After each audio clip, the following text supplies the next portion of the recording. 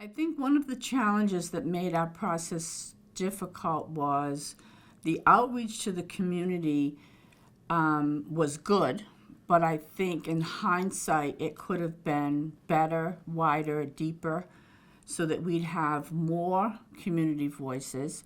And had we learned more upfront about the possible opposition, we would have had, I think, more time to sort of plan and have a strategy or a plan B, if you will, to be able to address some of the opposition. Awareness, education, not about what equity is, but how it's played out and how it has played out in other states across the country would have been really good. We developed a process that we felt was broad-based, inclusionary. It wasn't just the Social Equity Advisory Committee. That was a piece of the engagement. But we had workshops around the state.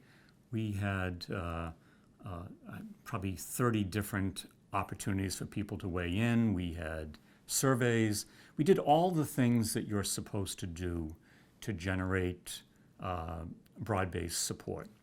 And I will say that we were disappointed more than once that we weren't getting as many people coming out as we had hoped we would get.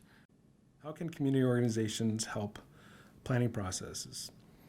Well, they can help a great deal. They've already built relationships with local folks. They already have contact with local folks. What you don't want to do is assume that they could just snap their fingers and a whole lot of community folks are going to turn out for whatever they are doing. It takes a lot of work within these organizations, phone calling, emails, conversations, education, to get people to a place to participate.